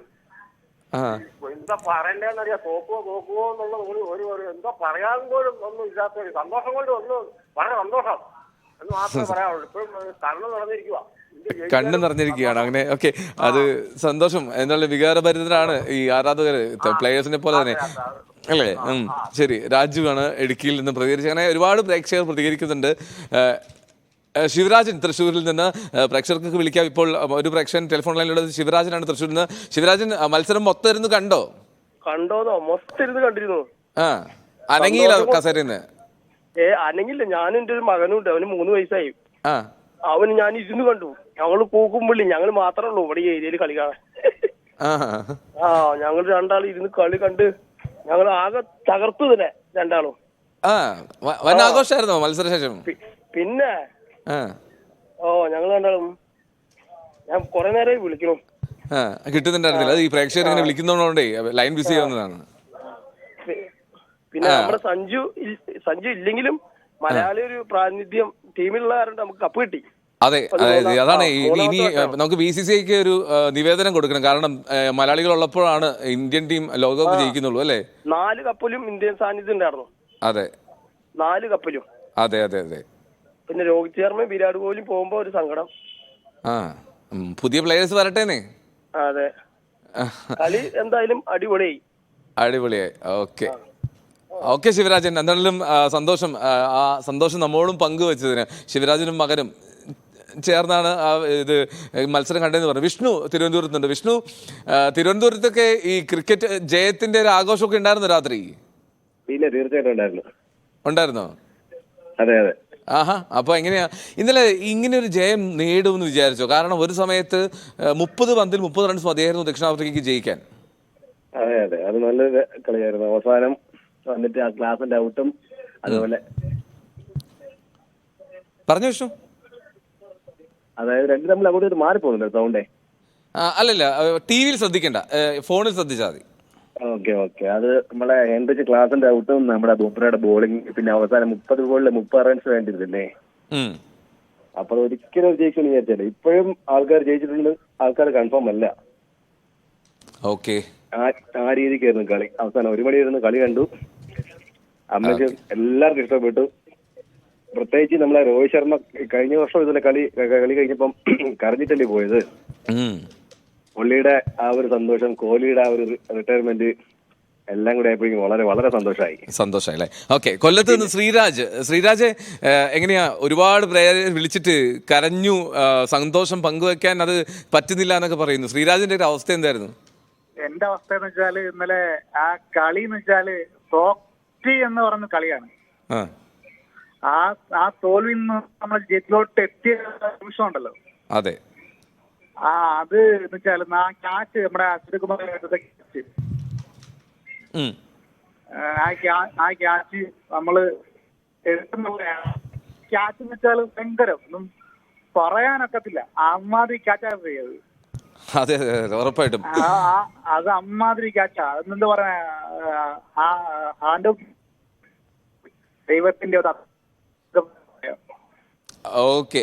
Thank you Sreeraj. ആദിദേവ് വയനാട്ടിൽ നിന്ന്. വയനാട്ടിൽ എവിടെയാ? വയനാട്ടിൽ ഒരു CC എന്ന് പറഞ്ഞ സ്ഥലത്താണ്. ഞങ്ങളൊക്കെ ഇവിടെ 6 മണി തൊട്ട് ഫുള്ള് കളിയാണായിരുന്നു. ആഹാ, എത്രാം ക്ലാസ്സിലാണ് പഠിക്കുന്നത്? ഞാൻ 6ാം ക്ലാസ്സില്. 6ാം ക്ലാസ്സിൽ ക്രിക്കറ്റ് കളിക്കാൻ പോകാറുണ്ടോ? ആ, നിങ്ങളുടെ തൊട്ടടുത്തൊരു ഇന്റർനാഷണൽ പ്ലെയർ ഉണ്ടല്ലോ, മിന്നു. മിന്നുമണി പരിചയമുണ്ടോ? ഞാൻ കൃഷ്ണഗിരി കളിക്കാൻ പോകാറുണ്ട്. അവിടുന്നൊക്കെ കാണാറുണ്ട്. ആഹാ, ഓക്കെ. സ്റ്റേഡിയത്തിൽ കളിക്കാൻ പോകാറുണ്ട് അല്ലേ? എന്നിട്ട് എങ്ങനെയാ ഇന്നലത്തെ കളി എങ്ങനെ തോന്നി? ആദ്യക്ക് ഏറ്റവും ഇഷ്ടപ്പെട്ടത് എന്തായിരുന്നു കളിയിൽ? ഇന്നലെ തോറ്റു വെച്ചിരിക്കുമ്പോഴാണ് ബുംറയുടെ ഒരു ഓവർ വന്നിട്ട് എറിഞ്ഞിട്ടത്. അപ്പോഴാണ് ഒരു വിശ്വാസം വന്നത് ജയിക്കുന്നത്. പക്ഷെ ബുംറ ഓവറിൽ വിക്കറ്റ് എടുത്തില്ലല്ലോ. അടുത്ത ഓവറിലല്ലേ വിക്കറ്റ് എടുത്തേ? 12ാമത്തെ ഓവറിൽ ക്ലാസ് അടിച്ചുകൊണ്ടിരിക്കുമ്പോ വിചാരിച്ചു തോറ്റു. ബുംറ ഒരു ഓവറിൽ 4 റൺസ് മാത്രം വഴങ്ങി. അതല്ലേ ഒരു ഭയങ്കര ടേണിംഗ് പോയിന്റ് ആയത് അല്ലേ? പിന്നെ സൂര്യകുമാറിന്റെ ഒരു ക്യാച്ചും. സൂര്യകുമാറിന്റെ ക്യാച്ച് അല്ലേ? അപ്പൊ ഹാർദിക് പാണ്ഡ്യയോ? ഹാർദിക് പാണ്ഡ്യയുടെ ക്ലാസിന്റെ വിക്കറ്റ് എടുത്തതുകൊണ്ടാണ് ജയിച്ചത്. ആദി ക്രിക്കറ്റ് കളിക്കുന്നുണ്ടെന്ന് പറഞ്ഞല്ലോ. ആദി ഏതെങ്കിലും ടീമിൽ കളിക്കുന്നുണ്ടോ? ഞാൻ വയനാട് അണ്ടർ-14 സെലക്ഷൻ കിട്ടിയിട്ടുണ്ട്. ആഹാ, ഏതാ, ബാറ്ററാ ബോളറാ? ഞാൻ ഓൾറൗണ്ടർ ആണ്. ആണോ? അപ്പൊ ബോളിംഗ് എങ്ങനെയാ? പേസ് ബോളർ ആണോ സ്പിൻ ആണോ? Pace bowler. ഓക്കെ. ബാറ്റിംഗിൽ റൈറ്റ് ഓർ ലെഫ്റ്റ്? റൈറ്റ്. അടിപൊളി. ഓക്കെ. അപ്പൊ എന്തായാലും ക്രിക്കറ്റിൽ ഇങ്ങനെ കളിച്ച് കയറി വരണം. എന്നിട്ട് ഇതുപോലെ ഇന്ത്യക്കൊക്കെ വേണ്ടി കളിക്കണം കേട്ടോ. മിനിമണിനെ പോലെയൊക്കെ ഇപ്പൊ തന്നെ കളിക്കണം. ഓക്കെ ആദി, എന്തായാലും കൺഗ്രാജുലേഷൻസ്, ഓൾ വിഷസ് കേട്ടോ. Thank you sir. ഓക്കെ ആദി കുഞ്ഞ് ക്രിക്കറ്റ് ആരാധകനാണ്, ക്രിക്കറ്റ് പ്ലെയർ കൂടിയാണ്. ഓക്കെ, മിത്രൻ വിളിക്കുന്നുണ്ട് വെഞ്ഞാറമൂട്ടിൽ നിന്ന്. മിത്രൻ, ഇന്നലെ മത്സരം കണ്ടിട്ടുള്ളൊരു ആവേശം അത് ഇപ്പോഴും ഉണ്ടോ? ഇന്നലെ ഭയങ്കര ആവശ്യമായിരുന്നു. ഇന്നലെ ഉറങ്ങിയത് എന്റെ ഈ ഉറങ്ങാനുള്ള ഒരു ടെൻഡൻസി പോലും നമുക്ക് നഷ്ടപ്പെട്ടായിരുന്നു അത് കണ്ടിട്ട്. കാരണം ഒരു കളിയുടെ ഒരു ആരവം നമുക്ക് പല സ്ഥലങ്ങളിൽ നിന്ന് നമുക്ക് കിട്ടിയായിരുന്നു. ഇന്നലത്തെ മത്സരം നമ്മൾ മൊത്തത്തിൽ നോക്കുകയാണെങ്കിൽ ഓരോ ഇൻഡിവിജ്വൽ പ്ലെയറിനും നമുക്ക് അവർക്ക് ആ ഒരു പെർഫോമൻസിന് പൈസ കൊടുക്കാം, മീൻസ് പോയിന്റ് കൊടുക്കാം. കാരണം ഓരോ പ്ലെയറും അതിൻ്റെതായ രീതിയിൽ ക്യാപ്റ്റൻസി വളരെ മികച്ച ക്യാപ്റ്റൻസി ആയിരുന്നു. കാരണം ഡീകോക്ക് ഒരു 6 അടിച്ച സമയത്ത് ഒരു കാരണവശാലും നമ്മൾ കരുതുന്നില്ല. അപ്പോഴേ പ്ലെയറിനെ അടുത്ത് ചേഞ്ച് ചെയ്ത് അതേ ഒരു സ്പെല്ലറിയും അതേ പോയിന്റിൽ ക്യാച്ച് എടുക്കുകയും ചെയ്തു. അത് പെട്ടെന്നുള്ളൊരു പിന്നെ ഓരോ ബൗളിംഗ് മാറ്റവും അതും എല്ലാം ഓരോ പോയിന്റിനും ഓരോ കളിക്കാർക്കും അതാണ് ഓരോരുത്തരുടെ വീക്ഷണം എന്ന് പറയുന്നത്. ഇന്ന കളിക്കാരൻ കൊണ്ടാണ് ആ കളിയിൽ ടേണിംഗ് പോയിന്റ് ഉണ്ടായി എന്ന് പറയുന്നുണ്ട്. അപ്പോ ഭയങ്കര ഒരു ഇന്നലെ ടീം മൊത്തത്തിലായിരുന്നു കളിച്ചത്. മിത്രം പറയുന്നത് ഒരു ഓൾറൗണ്ട് മികവിലാണ് ഇന്ത്യ ലോക കിരീടം എടുത്തത് അല്ലേ? മൊത്തത്തിൽ ഓൾറൗണ്ട് മികവായിരുന്നു എല്ലാവരുടെയും. അതായത് ഓരോ ടീം ഓരോ ഇൻഡിവിജ്വൽ പ്ലെയറിന്റെ ആയിരുന്നു. കാരണം ഓരോരുത്തരും നമ്മൾ വിളിക്കുന്ന ഓരോരുത്തരും പറയുന്നു ഇന്ന പ്ലെയർ ആണ്, അല്ലെങ്കിൽ ഇന്ന പ്ലെയർ ഉണ്ട്, ഇന്ന ഇതാണ്. ഇന്നലെ നമ്മുടെ ബാറ്റിംഗ് ഓർഡറിൽ തന്നെ മാറ്റം വരുത്തിയ ഭയങ്കര ഒരു ചേഞ്ചാണ്. അതാണെന്ന് പറയുന്നത്. ഒരു ക്യാപ്റ്റൻസിയിൽ എങ്ങനെ നമ്മുടെ ടീമിനെ വിജയിപ്പിക്കാം, അല്ലെങ്കിൽ ഓരോ പ്ലെയറിന്റെയും ഇന്നലെ കോഹ്ലിയുടെ ബാറ്റിങ്ങിന്റെ മികവ് അത് എടുത്തു പറയേണ്ട ഒരു ഇതാണ്. കോഹ്ലി ആ വിക്കറ്റ് പോയപ്പോഴും കോഹ്ലി നിന്ന് കളിച്ചു. പിന്നെ 50 തികച്ചതിന് ശേഷമുള്ള ഒരു കോഹ്ലിയുടെ അഗ്രസീവ് ആയിട്ടുള്ള ഒരു ബാറ്റിങ്ങും എല്ലാം നല്ലൊരു ഇതായിരുന്നു. വളരെ കൃത്യമാണ് പറഞ്ഞതുപോലെ. ഈ പറഞ്ഞ പോലെ വിരാട് കോഹ്ലിയുടെ ബാറ്റിംഗ് പ്രകടനം, ഫോമിലല്ലാതിരുന്ന കോഹ്ലി 76 റൺസ്, ഫോമിലല്ലാതിരുന്ന ശിവൻ ദുബെ നിർണായകമായിട്ട് 27 റൺസ്, അങ്ങനെ ഒരു ഓൾറൗണ്ട് മികവുണ്ടായിരുന്നു. ഇന്നലെ ശിവൻ ദുബെ എന്തെങ്കിലും കാരണവശാല് ശിവൻ ദുബെ നേരത്തെ ഔട്ടായിട്ടില്ലെങ്കിൽ നമ്മളെല്ലാരും പറഞ്ഞേ സഞ്ജുവിനെ കളിപ്പിക്കാമായിരുന്നു എന്ന് എല്ലാരും പറഞ്ഞു. ഇതിപ്പോ ആർക്കും ഒന്നും പറയാൻ പറ്റാത്തൊരവസ്ഥയാണ്. ആ ഒരു നമ്മുടെ ലാസ്റ്റ് ഇതില് അവരെ 6 അടിച്ചു, 2 6ഉം 4ഉം അടിച്ച സമയത്ത് ഇന്ത്യ തോറ്റിരുന്നെങ്കിൽ പിന്നെ പഴി മൊത്തവും അക്സർ പട്ടേലിലായിരുന്നേ. അതെ അതെ അതെ കാരണം ആ ഒരു പറഞ്ഞിട്ട് കാര്യമില്ല, ക്രിക്കറ്റ് അല്ലേ, അങ്ങനെയൊക്കെ സംഭവിക്കും. സാറില്ല. എന്തായാലും താങ്ക് യു സോ മച്ച് എന്തായാലും വിളിച്ചതിന്. ഇനി പ്രമോദ് കടലുണ്ടി കൂടി ടെലിഫോൺ ലൈനുണ്ട്. ശ്രീ പ്രമോദ്, എങ്ങനെയുണ്ടായിരുന്നു മത്സരത്തിന്റെ ആവേശം? അടിപൊളി മത്സരമായിരുന്നു. അതിൽ വഴിത്തിരിവായത് സൂര്യകുമാർ യാദവിന്റെ ആ ക്യാച്ച് തന്നെയാണെന്ന് പറയാം. എന്താന്ന് വെച്ചാൽ നമ്മുടെ ജയം 7 റൺസിനാണ്. ആ കാലെങ്ങാനും ബൗണ്ടറി ലൈൻ തട്ടിയിരുന്നെങ്കിൽ അത് ഓൾമോസ്റ്റ് 6 ആണത്. മില്ലർ ക്രീസിലുണ്ടപ്പോൾ ഒരു എതിർ ടീമിനും ജയം പ്രതീക്ഷിക്കാവുന്നതല്ല. കാരണം മില്ലർ ഒരു കില്ലർ തന്നെയാണ്. പിന്നെ നമ്മുടെ 3 വിക്കറ്റ് ആദ്യം തന്നെ നമുക്ക് നഷ്ടപ്പെട്ടപ്പോ അവിടെ അസ്കർ പട്ടേലും കോഹ്ലിയും തമ്മിലുള്ള ആ ചെറുത്തുനിൽപ്പാണ് നമ്മുടെ ഈ സ്കോറിന് ആധാരം. അതില്ലായിരുന്നെങ്കിൽ നമ്മൾ അമ്പേതായിരുന്നു. ആ ടൈമിൽ ഒരു വിക്കറ്റ് കൂടി നഷ്ടപ്പെട്ടിരുന്നെങ്കിൽ നമ്മൾ ഈ ടോട്ടൽ എത്തില്ലായിരുന്നു. വളരെ കൃത്യമാണ് എന്താണെങ്കിലും പ്രമോദ് പറഞ്ഞത്. ആ ക്യാച്ച് അതിനിർണായകമായിരുന്നു. ബൗണ്ടറി ലൈനിൽ നിന്നുകൊണ്ടുള്ള സൂര്യകുമാർ യാദവിന്റെ ഒരു ബ്രില്യൻ ക്യാച്ച് ആയിരുന്നു. അത് ഫൈനലിന്റെ ഒരു പ്രഷർ സിറ്റുവേഷൻ എന്നുള്ളതാണ് അത് ഏറ്റവും പ്രധാനപ്പെട്ട കാര്യം. Thank you Pramod. വിഘ്നേഷ് മട്ടാഞ്ചേരിയിൽ നിന്നാണ് വിളിക്കുന്നത്. വിഘ്നേഷ്, വെങ്കിടേഷാണല്ലേ? മട്ടാഞ്ചേരി. ഓക്കെ വെങ്കടേഷ്, എങ്ങനെയാ ഈ കളിയിൽ ജയിച്ചതിന്റെ ഒരു സന്തോഷമൊക്കെ അത് ഇപ്പോഴും ഇങ്ങനെ മനസ്സിൽ നിൽക്കുകയാണോ? ഭയങ്കര സന്തോഷമായിരുന്നു. എവിടെ ഇരുന്ന് ഒരുമിച്ചിരുന്ന് ഫ്രണ്ട്സിന്റെ കൂടെയാണോ ടി വി കണ്ടത്, കളി കണ്ടത്? ഹലോ, പറഞ്ഞോ. ടി വിയിൽ ശ്രദ്ധിക്കണ്ട, ഫോണിൽ ശ്രദ്ധിക്കും. പറഞ്ഞു വെങ്കടേഷ്, എങ്ങനെയുണ്ടായിരുന്നു എന്റെ ഒരു ആവേശമൊക്കെ? എങ്ങനെയാ, നിങ്ങൾ എന്താ ആഘോഷം ഉണ്ടായിരുന്നു രാത്രി? ഇതിലായിരുന്നു. Hello, okay. എന്താണെങ്കിലും വെങ്കിടേഷാണ് മട്ടാഞ്ചേരിയിൽ വിളിച്ചത്. എനിക്ക് തോന്നുന്നു വെങ്കടേഷ് ടി വിയിൽ ശ്രദ്ധിക്കുന്നതുകൊണ്ടാണ് ആ പ്രശ്നം. അപ്പോൾ എന്താണെങ്കിലും ഒരുപാട് സന്തോഷം. ഈ പ്രേക്ഷകർക്ക് ഇങ്ങനെ സന്തോഷം അറിയിച്ചുകൊണ്ടിരിക്കുന്നു, പങ്കുവെച്ചുകൊണ്ടിരിക്കുന്നു. പക്ഷേ ഇത്രയും നേരം നമ്മൾ ലോകകപ്പിൻ്റെ ജയത്തിൽ നിൽക്കുകയായിരുന്നു. മറ്റു വാർത്തകളിലേക്ക് കൂടി പോകേണ്ടതുള്ളത് കൊണ്ടാണ് നമ്മൾ ഇവിടെ അവസാനിപ്പിക്കുന്നത്. വിളിച്ച എല്ലാ പ്രേക്ഷകർക്കും നന്ദി, വിളിച്ചത് കിട്ടാത്ത പ്രേക്ഷകർക്ക് നന്ദി. എന്താണെങ്കിലും 2020 ലോകകപ്പിൽ ഇന്ത്യ ജയം സ്വന്തമാക്കി. അങ്ങനെ 6ാമത്തെ ICC കിരീടം ഇന്ത്യയുടെ ഷെൽഫിലേക്ക് എത്തി. അത് 2 ചാമ്പ്യൻസ് ട്രോഫി, 2 ഏകദിന ലോകകപ്പ്, 2 2020 കിരീടങ്ങൾ, അങ്ങനെ 6 ട്രോഫികളായി BCCIയുടെ ഷെൽഫിൽ. സന്തോഷം. അത് 2007 ഇന്ത്യ 2020 ആദ്യ കിരീടം നേടിയെങ്കിൽ ഇപ്പോൾ 2024 2ാമത്തെ കിരീടം. 17 വർഷത്തിന്റെ കാത്തിരിപ്പാണ്. അന്ന് ധോണി നേടിയത്, ഇന്ന് രോഹിത് ശർമ്മ ഉയർത്തിയിരിക്കുന്നു. അങ്ങനെ മനോഹരമായിട്ടുള്ള ഒരു ക്രിക്കറ്റ് രാവാണ് പൂർത്തിയായത്. അതിന്റെ ആഘോഷം രാജ്യത്ത് തുടരുന്നു. ഇനി ഈ ടീം ഇന്ത്യയിലേക്ക് തിരികെ എത്തുമ്പോൾ ഒരു വൻ സ്വീകരണം ഒരുക്കുമെന്നുള്ള കാര്യത്തിലും സംശയമില്ല. അഭിനന്ദന പ്രവാഹമാണ് ലോകമെമ്പാടും നിന്നും.